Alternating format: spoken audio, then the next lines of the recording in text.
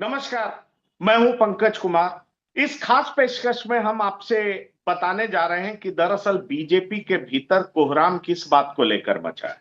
आपको बेहतर पता है कि बीजेपी के प्रदेश अध्यक्ष दिलीप जायसवाल को जिस तरीके से प्रशांत किशोर ने घेर दिया है, उसके बाद से बीजेपी के प्रवक्ता और साथ ही साथ नेता, जी हां, जो प्रदेश के बड़े नेता हैं, वो सख्ते में। और इसलिए आप देखेंगे कि दिलीप जायसवाल के डिफेंस में कोई आ नहीं रहा है। कोई बड़े नेता उनके डिफेंस में कुछ बोल नहीं रहे। अब सवाल यह उठता है कि प्रवक्ता क्या कह रहे हैं, तो मैं आपको पुख्ता खबर दे सकता हूं कि दरअसल प्रवक्ता बीजेपी के कई नेताओं से मिल रहे हैं और खास तौर पर जो संघ और बीजेपी के बीच सेतु का काम करते हैं, उनके पास भी मिल रहे हैं और उनसे यह बता रहे हैं कि आखिरकार दिलीप जायसवाल को कैसे डिफेंड किया जाए। दिलीप जायसवाल के खिलाफ जो मामला है, उसको लेकर के पार्टी कैसे उनको डिफेंड करे। और दिलीप जायसवाल खुद अपने आप को डिफेंड उस तरीके से करने बाहर निकल नहीं रहे। इससे बीजेपी में बड़ी ही असमंजस की स्थिति है। आपको बता दें कि दिलीप जायसवाल पर आरोप मर्डर का भी है और उनको कैसे क्लीन चिट दिया गया इन्वेस्टिगेशन पर में, उसकी पूरी गुत्थी प्रशांत किशोर ने खोल दी है। अब सवाल यह उठता है कि जो आईपीएस जो इन्वेस्टिगेट कर रहे थे, उन्होंने क्या अपनी पत्नी को एमबीबीएस की डिग्री दिलाने के एवज में इन्वेस्टिगेशन को चौपट कर दिया और दिलीप जायसवाल को क्लीन चिट दे दी। दरअसल जन स्वराज पार्टी तो यही बात कर रही है और उसके बाद जो पब्लिक परसेप्शन बिल्ड हो रहा है, उसको लेकर के बीजेपी सख्ते में। हम आपको यह भी बताना चाहेंगे कि अभी हाल फिलहाल बीजेपी के बड़े नेता, जी हां, केंद्रीय नेतृत्व, तो दिल्ली से एक फोन आता है पटना और पूछा जाता है कि यह दिलीप जायसवाल को लेकर के क्या किया जाए। दरअसल केंद्रीय नेतृत्व में कुछ ऐसे नेता हैं जो दिलीप जायसवाल को लेकर के प्रशांत किशोर द्वारा चलाए गए मुहिम से काफी खफा है। दरअसल बीजेपी के भीतर दो बात को लेकर के बड़ी गहरी चिंता बनी हुई है। बीजेपी को यह लग रहा है कि एक तरफ बीजेपी को नुकसान हो सकता है कि हम ऐसे मुख्यमंत्री के नेतृत्व में चुनाव लड़ रहे हैं जिनको लेकर के पब्लिक में यह परसेप्शन बन गया है कि वो अचेत है। तो इसलिए अचेत हैं, कोई फैसले नहीं ले सकते और ये बार बार प्रशांत किशोर भी कह रहे हैं। आप ये जान लीजिए तेजस्वी यादव भी कह रहे हैं और लोगों में इस बात को लेकर के चिंता है कि आखिरकार एक ऐसा व्यक्ति जो वाकई अचेत है, क्या वो बिहार को प्रॉपर गवर्नेंस दे सकता है। इस बात की चर्चा बहुत जोरों से चल रही है और हम आपको बताना चाहेंगे कि उपेंद्र कुशवाहा ने एक ट्वीट भी किया है।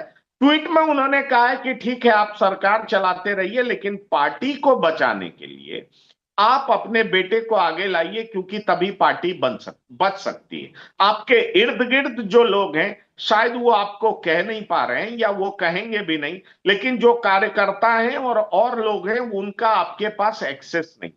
तो सवाल यह है कि उपेंद्र कुशवाहा ने यह बात तो कह दिया कि आपको अगर जेडीयू बचाना है तो आपको क्या करना होगा, लेकिन दूसरी तरफ जो गंभीर समस्या है वो ये है कि बीजेपी को लेकर के कि भाई जिसके प्रदेश अध्यक्ष पर ही मर्डर का आरोप लगने लगे, जिसके प्रदेश अध्यक्ष पे एक माइनॉरिटी इंस्टीट्यूशन को हथियाने का आरोप लगने लगे, जिसके प्रदेश अध्यक्ष पहले कांग्रेस में होते हो और तमाम पार्टी के नेताओं को सेट करके, ब्यूरोक्रेट को सेट करके उस कॉलेज को उन्होंने हथियाने का काम किया है, इस तरह का आरोप लगने लगे।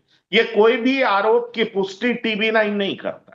लेकिन सवाल यह है कि चुनाव से पहले अगर बीजेपी पर इस तरह के आरोप विपक्षी नेता लगा रहे हो, तो केंद्रीय नेतृत्व का परेशान होना लाजमी।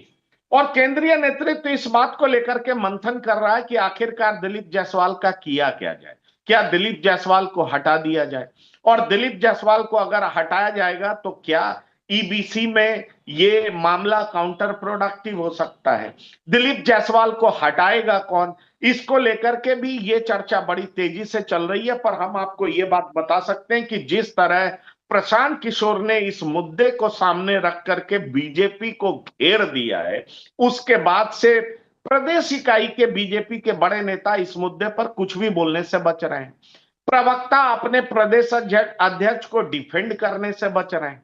इक्के दुक्के प्रवक्ता आते हैं, बस वो ये कह देते हैं कि ये मामला निराधार है, ये आरोप निराधार है, उसके बाद केस के मेरिट के बारे में कुछ बोल नहीं पाते। दिलीप जायसवाल भी बाहर आए, उन्होंने एक ट्वीट जरूर किया, प्रशांत किशोर को पैसा किशोर, तरह तरह की बातें उन्होंने कही, लेकिन केस के मेरिट पर उन्होंने कुछ नहीं बोला। माइनॉरिटी इंस्टीट्यूशन हथियाने के आरोप पर उन्होंने जम करके बोला नहीं। और जाहिर तौर पर इसी वजह से बीजेपी के कार्यकर्ता डिमोरलाइज्ड हैं, प्रवक्ता डिमोरलाइज्ड हैं। प्रवक्ता आपस में बात करते हैं, कुछ पुराने नेताओं से बात करके कहते हैं कि प्रदेश अध्यक्ष को कैसे डिफेंड किया जाए, और फिर वो कहते हैं कि जिस तरीके से प्रशांत किशोर एक किस्त दूसरी किस्त बाहर निकाल रहे हैं, उसके बाद तो प्रदेश अध्यक्ष के लिए कोई जगह ही नहीं बच जाती। पार्टी इस स्थिति में कैसे चुनाव के लिए जाएगी, पार्टी को कौन बचाएगा, और इसकी चिंता अब केंद्रीय नेतृत्व तक पहुंच जाती है। और मैं आपको यह बता सकता हूं कि इसको लेकर के, जी हां, इसको लेकर के केंद्रीय नेतृत्व के एक बड़े नेता ने बिहार में फोन लगाया और उन्होंने पूछा कि क्या किया जा सकता है इसका, आखिरकार कैसे इस स्थिति से निपटा जाए। और खबर उनके पास यहां तक है कि प्रशांत किशोर सारा प्रूफ लेकर के बैठे हैं। अब वो तीसरी किस्त जब निकालेंगे तो बीजेपी की और किरकिरी होगी, और प्रशांत अगर इसी तरीके से बीजेपी का डेंट पहुंचाते रहे तो चुनाव में स्थिति क्या होगी। और यकीन मानिए, ये बात जब दिल्ली से फोन आता है और जब बिहार में एक नेता से पूछा जाता है तो वो कहते हैं कि आखिरकार इनको इनको प्रेसिडेंट पार्टी प्रेसिडेंट बनाया गया तो क्या सोच करके बनाया गया, पार्टी सत्ता में है, पार्टी के पास पैसे की कमी नहीं है, तो फिर पार्टी अपने कार्यकर्ताओं पर ध्यान क्यों नहीं देती है, पार्टी अपने नेताओं पर ध्यान क्यों नहीं देती। ये जवाब है। मैं नाम नहीं लेना चाहूंगा क्योंकि दिल्ली के किस नेता ने बिहार में फोन किया और बिहार के कौन से लोग ने ये बात कही, इसमें मैं नाम नहीं लेना चाहूंगा, लेकिन मैं आपको इतना बता सकता हूं कि दिल्ली में दिलीप जायसवाल को लेकर के भी कौतूहल है, असमंजस है, बिहार का चुनाव कैसे जीता जाएगा इसको लेकर के चिंता है। प्रशांत किशोर जिस मुद्दे को उठा रहे हैं उसको देख करके कहा जा सकता है कि प्रशांत किशोर ज्यादा नुकसान बीजेपी को पहुंचाते हुए दिख रहे हैं। ऐसे में सवाल उठता है कि बीजेपी जैसी पार्टी का प्रदेश अध्यक्ष घिरा हुआ हो, आरोपों से घिरा हुआ हो, और जवाब बीजेपी पूरे तरीके से दे नहीं पा रही हो, तो चिंता होना लाजमी है। हम आपको यह भी बताना चाहेंगे कि दरअसल बीजेपी के प्रवक्ता, बीजेपी के कई नेता अब आपस में बात करने लगे हैं कि बाहर के नेताओं को अगर आप इतनी तरजीह देंगे, इतना तवज्जो देंगे, तो इससे बीजेपी का भला हो नहीं पाएगा। प्रशांत ने वही हिट किया है जहां प्रशांत को हिट करना चाहिए, ऐसा अंदर खाने बीजेपी के कई नेता बोलते हैं। दरअसल वो ऐसा इसलिए बोलते हैं क्योंकि उनको लगता है कि चाल चलन चरित्र और चेहरा जिस पर प्रशांत किशोर ने हिट किया है, दरअसल बिहार में बीजेपी के कुछ नेताओं द्वारा ये एक्सपोज किया जा रहा है, क्योंकि पास्ट में उनका चरित्र, उनका रिकॉर्ड ऐसा ही रहा। लेकिन मैं वाकई इस पे कोई पुष्टि नहीं करता, टीवी9 कतई पुष्टि नहीं करता, पर राजनीति की एक हकीकत है कि perception is more real than realities. आप ये जान लीजिए, राजनीतिक लड़ाइयां परसेप्शन पर भी लड़ी जाती, और परसेप्शन ऐसा बन रहा है कि क्यों दिलीप जायसवाल चुप है, क्यों नहीं प्रशांत किशोर को जवाब दे पा रहे हैं, क्यों नहीं आगे आकर के वो प्रेस कॉन्फ्रेंस कर रहे हैं। अब तो प्रधानमंत्री भी जा चुके हैं, उन्हें जम करके प्रेस कॉन्फ्रेंस करके अपनी बेगुनाही साबित करनी चाहिए, पर वो बेगुनाही साबित क्यों नहीं कर रहे। इस पर जवाब आता है कि वो इसलिए नहीं कर रहे हैं क्योंकि प्रशांत किशोर तीसरी किस्त भी लेकर के बैठे। जिस दिन वो प्रेस कॉन्फ्रेंस करेंगे, इस बात पर ज्यादा बोलेंगे, प्रशांत किशोर तीसरी किस्त भी सामने रख देंगे, और फिर ऐसी स्थिति हो जाएगी जिसका जवाब देना बीजेपी के लिए मुश्किल हो जाएगा।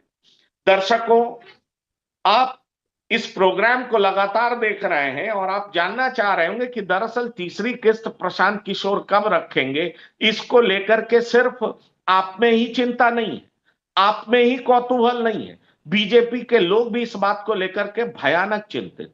वो समझ नहीं पा रहे कि प्रशांत किशोर के इस बात का जवाब किस तरीके से दिया जाए। वो समझ नहीं पा रहे कि प्रशांत किशोर की इन बातों से बीजेपी का अगर नुकसान हो गया तो बीजेपी आने वाले बिहार के चुनाव में कैसे बेहतर करेगी, और इसकी इसकी चिंता केंद्रीय नेतृत्व से लेकर के बिहार प्रदेश इकाई के कई नेताओं में हो रही।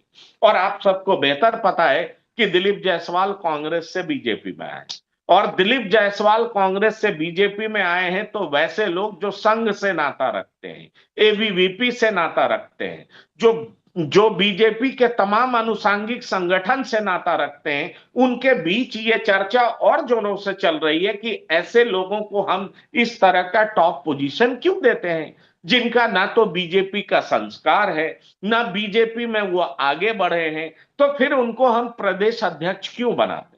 दरअसल कई न्यूज सूत्रों के हवाले से ही कहा जा सकता है, और वही मैं प्रयास कर रहा हूं आपको बताने का कि बीजेपी अभी कैसे घिरती हुई दिखाई पड़ रही है। हमने भी कई शोज किए हैं, हमने भी कई प्रवक्ताओं को आमंत्रित किया बीजेपी से, तो एक दिन एक बीजेपी के प्रवक्ता आए, लेकिन जिस तरीके से वो अक्सर आक्रामक रहते थे उस दिन नहीं थे।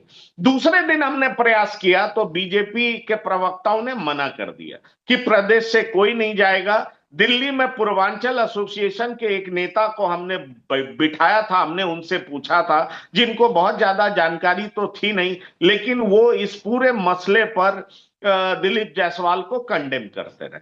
सवाल गंभीर है, सवाल बड़ा है, और सवाल बड़ा यह है कि क्या प्रशांत किशोर जब 50 नेता और ब्यूरोक्रेट को एक्सपोज करेंगे तो उसमें कई बीजेपी के नेता घिरते हुए नजर आएंगे।